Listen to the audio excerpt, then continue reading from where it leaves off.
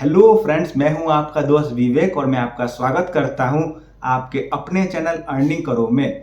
आज मैं आपको आईटीबीपी का लेटेस्ट वैकेंसी के बारे में बताऊंगा। आईटीबीपी का फुल फॉर्म है Indo Tibetan border police. ITBP ने कांस्टेबल और हेड कांस्टेबल के लिए वैकेंसी निकाली है। इस वैकेंसी में मेल और फीमेल दोनों अप्लाई कर सकते हैं। अगर आपका एज 18 to 27 ईयर्स है और आपने क्लास 10th और 12 पास किया है तो आप इस वैकेंसी में अप्लाई कर सकते हैं। अगर हम दोस्तों इस वैकेंसी का एप्लीकेशन फ़ी का बात करें तो अगर आप जनरल, ओबीसी या फिर ईडब्ल्यूएस है तो यहाँ पे आपको एप्लीकेशन फ़ी का 100 रुपीज़ देना होगा। अगर आप एससी, एसटी, वुमेन या फिर एक्स सर्विसमैन है तो यहाँ पे आपको एप्लीकेशन फ़ी नहीं लगेगा। यहाँ पे आप फ्री में रजिस्ट्रेशन कर सकते हैं। इस वैकेंसी का नोटिफिकेशन आया था 12 अगस्त को। इस वैकेंसी में फॉर्म फिलअप करना स्टार्ट हुआ 12 अगस्त से और इस वैकेंसी में फॉर्म फिलअप करने का लास्ट डेट है 10 सितंबर। तो दोस्तों आप 10 सितंबर से पहले इस वैकेंसी में फॉर्म फिलअप कर लें। आज की वीडियो में मैं आपको कंप्लीट डिटेल में ये वैकेंसी के बारे में बताऊंगा और मैं आपको ये भी बताऊंगा कि हम इस वैकेंसी में फॉर्म फिलअप कैसे करेंगे। दोस्तों आप इस वीडियो को पूरा देखें, आप इस वीडियो को स्किप करके ना देखें, क्योंकि दोस्तों अगर आप इस वीडियो को स्किप करके देखेंगे फिर जब आप इस वैकेंसी में अप्लाई करेंगे तो आपको दिक्कत आएगी। तो दोस्तों आप इस वीडियो को पूरा देखें बिना स्किप किए हुए। अगर आप मेरे चैनल पे नए हैं तो प्लीज़ मेरे चैनल को सब्सक्राइब करें। तो चलिए दोस्तों अब हम चलते हैं मेरे लैपटॉप स्क्रीन पे। अब हम दोस्तों आ गए हैं मेरे लैपटॉप स्क्रीन पे। आप ये पीडीएफ देख सकते हैं दोस्तों, ये हमारा नोटिफिकेशन है। मैं इस नोटिफिकेशन का लिंक को मेरे डिस्क्रिप्शन बॉक्स में डाल दूंगा। आप डिस्क्रिप्शन बॉक्स में जाके लिंक पे क्लिक करके ये नोटिफिकेशन को देख सकते हैं। अब मैं दोस्तों आपको इस नोटिफिकेशन का कुछ इंपॉर्टेंट पॉइंट के बारे में बताता हूँ। हमारा रिक्रूटमेंट ऑर्गेनाइजेशन का नाम है इंडो तिब्बतन बॉर्डर पुलिस। हमारा पोस्ट का नाम है आईटीबीपी वेटरनरी स्टाफ जॉब 2024। यहाँ पे टोटल वैकेंसी निकला है 128। इस वैकेंसी का ऑनलाइन रजिस्ट्रेशन स्टार्ट हुआ था 12 अगस्त से। इस वैकेंसी में ऑनलाइन रजिस्ट्रेशन करने का लास्ट डेट है 10 सितंबर। तो दोस्तों आप 10 सितंबर से पहले यहाँ पे रजिस्ट्रेशन कर ले। यहाँ में हमारा फ़ी पेमेंट करने का लास्ट डेट है 10 सितंबर। अगर हम इस वैकेंसी का रजिस्ट्रेशन फ़ी का बात करें तो अगर आप जनरल कैटेगरी से बिलोंग करते हैं तो आपका रजिस्ट्रेशन फ़ी होगा 100 रुपीज़। अगर आप एससी, एसटी या फिर आप वुमेन हैं या फिर आप एक्स सर्विसमैन हैं तो यहाँ में आपको रजिस्ट्रेशन फ़ी देने की ज़रूरत नहीं है। यहाँ में हमारा पेमेंट का मोड है ऑनलाइन। यहाँ पे हमें ऑनलाइन पेमेंट करना होगा। अब मैं दोस्तों आपको वैकेंसीज के बारे में बताता हूँ। हेड कांस्टेबल ड्रेसर वेटरनरी में मेल के लिए 8 वैकेंसी निकला है। हेड कांस्टेबल ड्रेसर वेटरनरी में फीमेल के लिए 1 वैकेंसी निकला है और यहाँ में टोटल वैकेंसी निकला है 9। कांस्टेबल एनिमल ट्रांसपोर्ट में मेल के लिए 97 वैकेंसी निकला है। कांस्टेबल एनिमल ट्रांसपोर्ट में फीमेल के लिए 18 वैकेंसी निकला है और यहाँ में हमारा टोटल वैकेंसी है 115। कांस्टेबल कैनल मैन में 4 वैकेंसी निकला है और ये वैकेंसी निकला है मेल के लिए। अब मैं दोस्तों आपको इसका पे स्केल के बारे में बताता हूँ। अगर आप हेड कांस्टेबल ड्रेसर वेटनरी में अप्लाई कर रहे हैं तो यहाँ में आपको लेवल 4 का पे मिलेगा और यहाँ पे आपका पे स्केल होगा 25,500 से लेके 81,100 तक।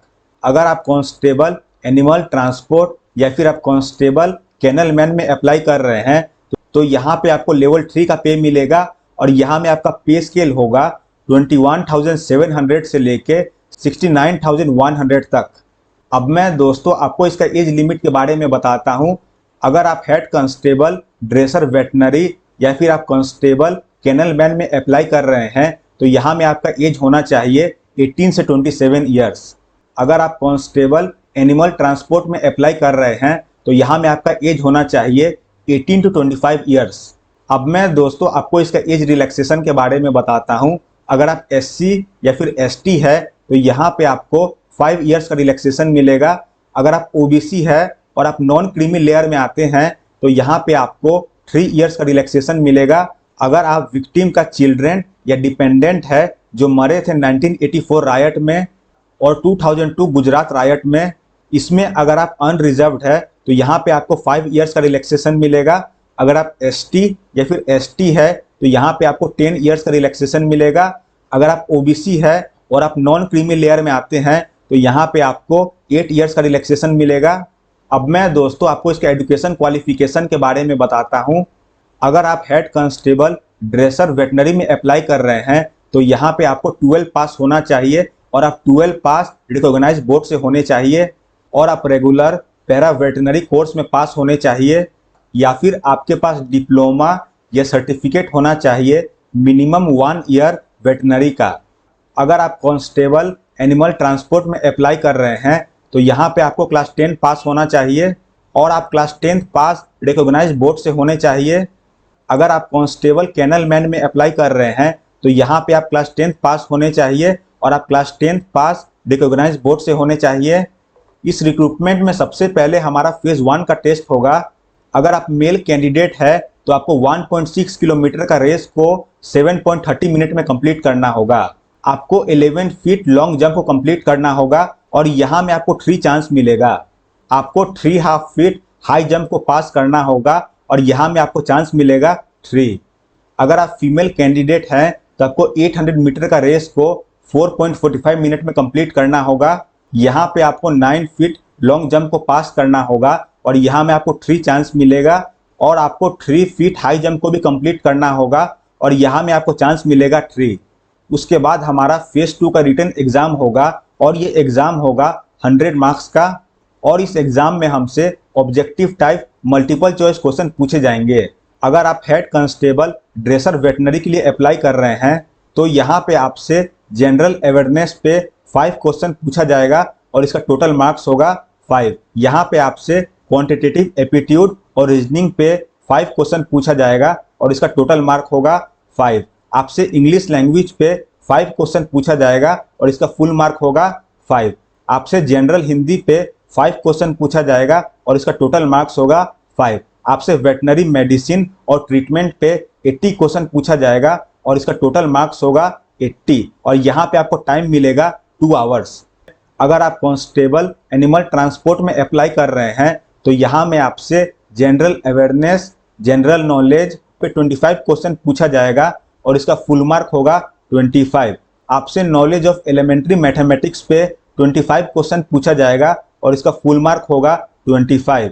आपसे analytical aptitude and ability to observe and distinguish pattern में 25 क्वेश्चन पूछा जाएगा और इसका फुल मार्क होगा 25।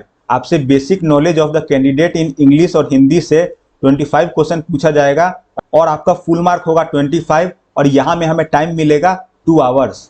अगर आप कांस्टेबल कैनल मैन के लिए अप्लाई कर रहे हैं तो यहाँ पे आपको जनरल अवेयरनेस से 5 क्वेश्चन पूछा जाएगा और इसका टोटल मार्क्स होगा 5। आपसे क्वांटिटेटिव एप्टीट्यूड और रीजनिंग से 5 क्वेश्चन पूछा जाएगा और इसका टोटल मार्क्स होगा 5। आपसे जनरल इंग्लिश और हिंदी पे 10 क्वेश्चन पूछा जाएगा और इसका टोटल मार्क्स होगा 10। आपसे डॉग हैंडलिंग और कैनल मैनेजमेंट पे 80 क्वेश्चन पूछा जाएगा और इसका टोटल मार्क होगा 80 और यहाँ में हमें टाइम मिलेगा 2 आवर्स। अब मैं दोस्तों आपको बताता हूँ कि हम इस वैकेंसी में कैसे अप्लाई करेंगे। इस वैकेंसी में अप्लाई करने के लिए हमें सबसे पहले इस वेबसाइट में आना होगा। इस वेबसाइट का लिंक हमारा नोटिफिकेशन में है। मैं इस वेबसाइट का लिंक को मेरे डिस्क्रिप्शन बॉक्स में भी डाल दूंगा। अगर आप चाहें तो आप मेरे डिस्क्रिप्शन बॉक्स में जाके लिंक पे क्लिक करके ऑनलाइन फॉर्म फिलअप कर सकते हैं। यहाँ में दोस्तों हमें हमारा फर्स्ट नेम डालना है, तो दोस्तों जो आपका फर्स्ट नेम है उसे आप यहाँ पे डाल दें। यहाँ में हमें मिडिल नेम डालना है। मिडिल नेम दोस्तों डालना कंपलसरी नहीं है, अगर आप चाहें तो आप इसे स्किप कर सकते हैं। यहाँ में हमें लास्ट नेम डालना है। यहाँ में हमें अपना नेम और डेट ऑफ बर्थ हमारा क्लास 10 का मार्क्स सर्टिफिकेट के अकॉर्डिंग डालना है। यहाँ में दोस्तों आप अपना ईमेल आईडी डाल दें और वो सेम ईमेल आईडी को आप यहाँ पे भी डाल दें। यहाँ पे आप एक पासवर्ड डाल दें और वो सेम पासवर्ड को आप यहाँ पे डाल दें। यहाँ पे आप अपना डेट ऑफ बर्थ सेलेक्ट कर ले। यहाँ में है दोस्तों एक सिक्योरिटी क्वेश्चन, तो दोस्तों इसमें से आप एक सेलेक्ट कर लें और उसका आंसर आप यहाँ पे डाल दें। हमारा सिक्योरिटी क्वेश्चन का आंसर मिनिमम 6 कैरेक्टर का होना चाहिए। यहाँ पे दोस्तों आप देख सकते हैं यहाँ पे है कैप्चा, तो दोस्तों हम इस कैप्चा को यहाँ पे डाल देंगे और उसके बाद हम क्लिक करेंगे सबमिट में। सबमिट में क्लिक करने के बाद हम आ जाएंगे लॉगिन का सेक्शन में। यहाँ में हमें हमारा ईमेल आईडी और हमारा पासवर्ड डाल के लॉगिन करना है। फिर हम आ जाएंगे डिटेल्स का सेक्शन में। यहाँ में हमें हमारा फादर का नेम डालना है, हमें हमारा मदर का नेम हमें डालना है। यहाँ में हमें हमारा मैरिटल स्टेटस डालना है। अगर आप मैरिड है तो मैरिड में क्लिक करें, अगर आप अनमैरिड है तो अनमैरिड में क्लिक करें। फिर हमें अपना मोबाइल नंबर हमें डालना है। और उसके बाद यहाँ से हमें हमारा रिलीजियन हमें सेलेक्ट करना है। उसके बाद हमें हमारा कम्युनिटी डालना है। अगर आप जनरल है तो जनरल में क्लिक करें, अगर आप ओबीसी है तो ओबीसी में क्लिक करें, अगर आप एससी है तो एससी में क्लिक करें, अगर आप एसटी है तो एसटी में क्लिक करें। उसके बाद हमें हमारा कंप्लीट एड्रेस हमें डालना है, हम किस स्टेट में रहते हैं वो हमें डालना है, हमारा सिटी का क्या नाम है वो हमें डालना है, हमारा डिस्ट्रिक्ट का नेम हमें डालना है, हमारा पिन कोड हमें डालना है। उसके बाद हम क्लिक कर देंगे नेक्स्ट में। नेक्स्ट में क्लिक करने के बाद हम आ जाएंगे एडुकेशन का सेक्शन में। यहाँ में हमें हाईएस्ट लेवल ऑफ एडुकेशन डालना है, हमें क्लास 10 और 12th में कितना मार्क्स मिला था उसे हमें यहाँ पे डालना है। फिर उसके बाद हम क्लिक करेंगे नेक्स्ट में। नेक्स्ट में क्लिक करने के बाद हम आ जाएंगे डॉक्यूमेंट का सेक्शन में। यहाँ में हमें पासपोर्ट साइज फोटो और सिग्नेचर को अपलोड करना है। पासपोर्ट साइज फोटो को अपलोड करते समय हमें कुछ बात का ध्यान रखना है। हमारा passport size photo white background में होना चाहिए और हमारा पासपोर्ट साइज फोटो 6 मंथ से ओल्डर नहीं होना चाहिए। हमारा पासपोर्ट साइज का डायमेंशन 35 mm इंटू 45 mm या फिर 320 या फिर 240 पिक्सल होना चाहिए। हमारा पासपोर्ट साइज फोटो जेपीजी या फिर जेपीईजी का फॉर्मेट में होना चाहिए। हमारा पासपोर्ट साइज फोटो का साइज होना चाहिए 30 KB से लेके 70 KB तक। उसके बाद हमें हमारा सिग्नेचर को हमें अपलोड करना है। सिग्नेचर अपलोड करते समय भी हमें कुछ बात का ध्यान रखना है। हमारा सिग्नेचर व्हाइट पेपर पे ब्लैक या ब्लू इंक से एक बॉक्स के अंदर होना चाहिए और उस बॉक्स का साइज होना चाहिए 50 mm इंटू 20 mm। हमारा सिग्नेचर ब्लॉक लेटर में नहीं होना चाहिए। हमारा सिग्नेचर का फॉर्मेट होना चाहिए जेपीजी या फिर जेपीईजी। हमारा सिग्नेचर का डायमेंशन होना चाहिए 50 mm इंटू 20 mm या फिर 140 इंटू 60 पिक्सल। हमारा सिग्नेचर का साइज होना चाहिए 30 KB से लेके 70 KB का बीच में और ये हमारा खुद का सिग्नेचर होना चाहिए, किसी और का सिग्नेचर नहीं होना चाहिए। फिर हम क्लिक करेंगे सबमिट में। सबमिट में क्लिक करने के बाद हमारा एप्लीकेशन फॉर्म सबमिट हो जाएगा। एप्लीकेशन फॉर्म सबमिट होने के बाद आईटीबीपी का एक टीम हमारा एप्लीकेशन फॉर्म को देखेगा। फिर उसके बाद हमारा आगे का जो प्रोसेस होगा और हमारा एग्जाम डेट हमें मेल कर दिया जाएगा। दोस्तों, अगर आपको इस वीडियो से रिलेटेड कुछ भी क्वेरी हो तो आप मुझे कमेंट सेक्शन में पूछ सकते हैं। मैं आपका कमेंट का जरूर रिप्लाई करूंगा और आपका क्वेरी को दूर करूंगा। दोस्तों, ये वीडियो आपको कैसा लगा आप मुझे कमेंट सेक्शन में जरूर बताएं। अगर आप मेरे चैनल पे नए हैं तो प्लीज़ मेरे चैनल को सब्सक्राइब करें। तो चलिए दोस्तों, मिलते हैं नेक्स्ट वीडियो में। थैंक यू दोस्तों।